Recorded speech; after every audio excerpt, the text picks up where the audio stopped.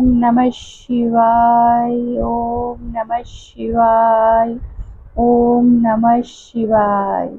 নমস্কার বন্ধুরা, আজ 1432 বঙ্গাব্দ 2025।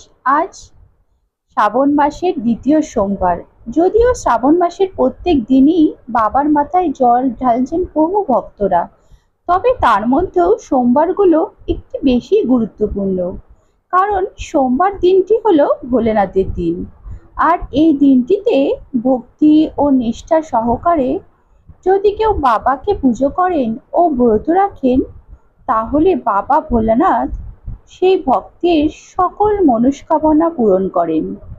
তাই আজকের দিনেও যারা যারা ব্রত রেখেছেন এবং ভক্তি ও নিষ্ঠা সহকারে বাবাকে পূজা অর্চনা করেছেন, তারা সারাদিনে অন্তত একবার হলেও এই ব্রত কথাটি শ্রবণ করবেন।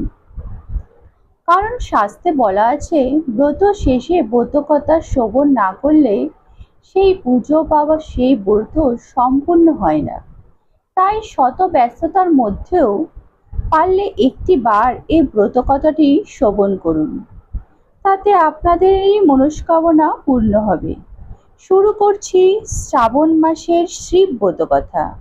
আপনারা ভক্তি সহকারে শ্রবণ করুন। শ্রাবণ মাসের সোমবারে শিব ব্রত কথা।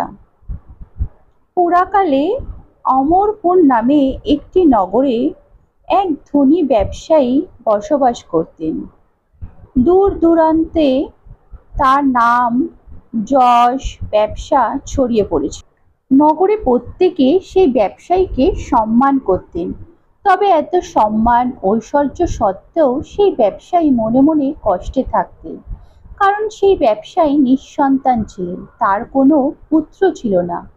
মৃত্যুর পর তার বিশাল ব্যবসা কে দেখবে, এই অঢেল সম্পদ কে সামলাবে, সেই চিন্তায় ব্যস্ত থাকতেন তিনি। তাই পুত্র লাভের কামনায় সেই ব্যবসায়ী প্রতি সোমবার উপবাস করে শিবের পুজো করতেন। সন্ধেবেলা শিব মন্দিরে গিয়ে মহাদেবের সামনে ঘিয়ের প্রদীপ জ্বালাতেন। সেই ব্যবসায়ীর ভক্তি দেখে একদা পার্বতী শিবকে বললেন, হে প্রাণনাথ, এই ব্যবসায়ী তোমার ভক্ত। বহুদিন ধরে সে প্রতি সোমবার উপবাস এবং পূজা করে আসছে। এরপরেই ব্যবসায়ীর ইচ্ছা পূরণ করার জন্য শিবের কাছে অনুরোধ করেন পার্বতী। শিব হেসে বললেন, হে পার্বতী, এই সংসারে প্রত্যেকে নিজের কর্মফল ভোগ করে। ব্যক্তি যেমন কর্ম করে তেমনই ফল পায়। কিন্তু এরপরেও পার্বতী নাছোড়বান্দা।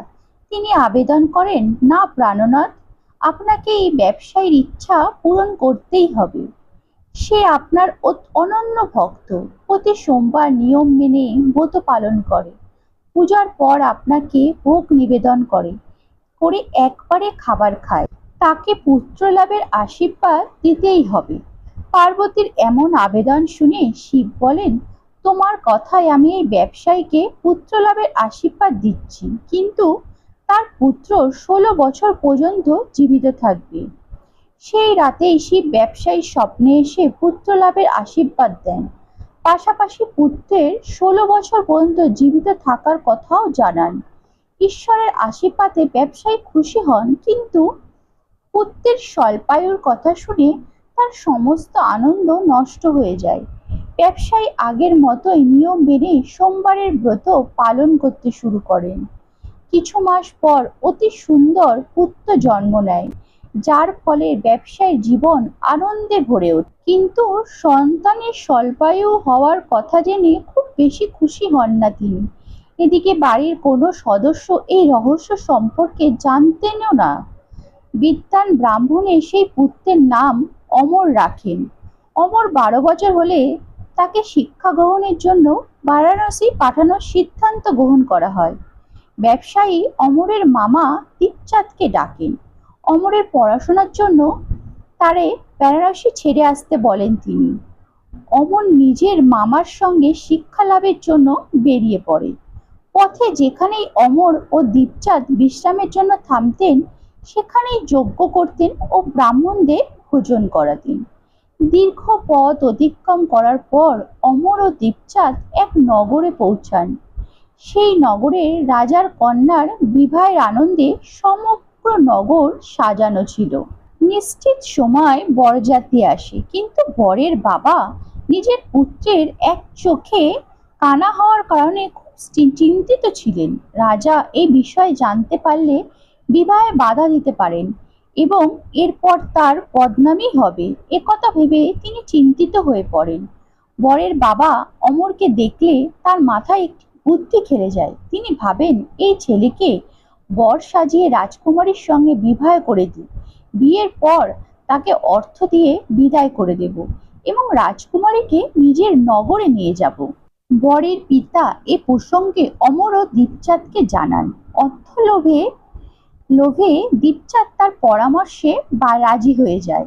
অমরকে বরের পোশাক পরিয়ে রাজকুমারী চন্দিকার সঙ্গে বিয়ে দেন। রাজা প্রচুর অর্থ দিয়ে রাজকুমারীকে বিদায় জানান। অমর ফেরার সময় সত্যি গোপন করতে পারে না ও রাজকুমারীর অন্যায় সত্য ঘটনা লিখে দেয় যে, রাজকুমারী চন্দিকা, তোমার বিয়ে আমার সঙ্গে হয়েছে, আমি কিন্তু বারাণসীতে শিক্ষা লাভ করতে যাচ্ছি। এবার তোমায় যে নবযুবকের স্ত্রী হতে হবে, যে সে কানা। রাজকুমারী নিজের অন্যায় লেখা এই বার্তা পড়েন। তখন তিনি সেই কানা ছেলের সঙ্গে যেতে অস্বীকার করেন। রাজা সব কথা জেনে রাজকুমারীকে প্রাসাদেই রেখে নেন। অন্যদিকে অমর নিজের মামা দীপচাঁদের সঙ্গে বারাণসী পৌঁছায়। অমর গুরুকুলে পড়াশোনা শুরু করে। অমরের বয়স 16 হলে সে এক যজ্ঞ করায়। যজ্ঞ শেষে সে ব্রাহ্মণদের ভোজন করায় ও প্রচুর অন্ন বস্ত্র দান করে। রাতের বেলা নিজের শয়ন কক্ষে ঘুমাচ্ছিল। শিবের আশীর্বাদ অনুযায়ী নিদ্রাতেই অমর প্রাণ ত্যাগ করে। সূর্যোদয়ের পর দীপচাঁদ অমরকে মৃত দেখে কাঁদতে শুরু করেন। আশেপাশের লোকেরাও একত্রিত হয়ে দুঃখ প্রকট করেন। সেখান থেকে শিব পার্বতী অতিক্রম করছিলেন। তিনি দীপচাঁদকে কান্নার স্বর শুনতে পান। পার্বতী শিবকে বলেন, প্রাণনাথ, আমি তার কান্না সহ্য করতে পারছি না, এই ব্যক্তির কষ্ট দূর করুন। শিব পার্বতীর সঙ্গে অদৃশ্য স্বরূপ দীপচাঁদের পাশে গিয়ে বলেন, হে পার্বতী, এ তো সেই ব্যবসায়ীর পুত্র যাকে 16 বছর আয়ুর আশীর্বাদ দিয়েছিলাম। এর আয়ু পূর্ণ হয়েছে। পার্বতী পুনরায় শিবকে নিবেদন করেন, হে প্রাণনাথ, আপনি এই ছেলেটিকে জীবিত করে দিন, তা না হলে এর বাবা মা বিলাপ করে করে নিজের প্রাণ ত্যাগ করে দেবেন। এই ছেলের পিতা আপনার পরম ভক্ত, বহু বছর ধরে সোমবারের ব্রত করে আপনাকে ভোগ নিবেদন করেন। পার্বতীর আবেদনে সেই ছেলেটিকে জীবিত হয়ে ওঠার আশীর্বাদ দেন ও সে কিছুক্ষণের মধ্যেই জীবিত হয়ে ওঠে। শিক্ষা সমাপ্ত করে অমর নিজের মামার সঙ্গে নগরে ফিরে আসার জন্য যাত্রা শুরু করেন। পথে পুনরায় সেই নগরে আসেন যেখানে অমরের বিবাহ হয়েছিল। সেই নগরেও অমর যজ্ঞের আয়োজন করান।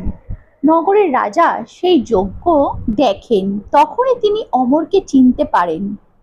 যজ্ঞ সমাপ্ত হওয়ার পর রাজা অমর ও দীপচাঁদকে নিজের প্রাসাদে নিয়ে যান। সেখানে কিছুদিন রেখে তাদের প্রচুর অর্থ সম্পত্তি দিয়ে রাজকুমারীর সঙ্গে বিদায় করেন। পথে নিরাপত্তার জন্য প্রচুর সৈনিক ও সঙ্গে পাঠান রাজা। নগরে পৌঁছানোর সঙ্গে সঙ্গে দীপচাঁদ এক দূতকে ব্যবসায়ীর কাছে পাঠায়। সন্তানের জীবিত ফেরার কথা শুনে ব্যবসায়ী অত্যন্ত খুশি হয়। এর আগে ব্যবসায়ী নিজেকে স্ত্রীর সঙ্গে একটি কামরায় বন্ধ করে রেখেছিলেন। তৃষ্ণার্ত ক্ষুধার্ত অবস্থায় ব্যবসায়ী নিজের ছেলের অপেক্ষা করতে থাকেন। তারা প্রতিজ্ঞা করেছিলেন যে পুত্রের মৃত্যু সংবাদ পেলে তারা প্রাণত্যাগ করে দেবেন। কিন্তু পুত্রের আগমনের সংবাদ পেয়ে তিনি স্ত্রী ও বন্ধু বান্ধবদের সঙ্গে নগরদ্বারে এসে উপস্থিত হন। নিজের সন্তানের বিবাহ ও পুত্রবধূ চন্দিকাকে দেখে তাদের আনন্দের শেষ থাকে না। সেই রাতেই শিব ব্যবসায়ীকে স্বপ্নে দর্শন দেন যে, হে শ্রেষ্ঠী, আমি তোর সোমবারের ও ব্রতকথার প্রভাবে খুব খুশি হয়ে তোর সন্তানকে দীর্ঘায়ু প্রদান করেছি। এ কথা শুনে ব্যবসায়ী অত্যন্ত প্রসন্ন হন। সোমবারের ব্রতের প্রভাবে ব্যবসায়ী বাড়িতে আনন্দের আগমন ঘটে। শাস্ত্রে উল্লেখিত রয়েছে যে স্ত্রী পুরুষ সোমবারের নিয়ম মেনে ব্রত পালন ও ব্রতকথা পাঠ করলে তার সমস্ত ইচ্ছে পূরণ হবে। আজকের ভিডিওটি এখানেই শেষ করলাম। সবাই ভালো থাকবেন, সুস্থ থাকবেন, আর কমেন্ট বক্সে অবশ্যই ওম নমঃ শিবায়, ওম নমঃ শিবায়, ওম নমঃ শিবায় লিখে যেতে ভুলবেন না।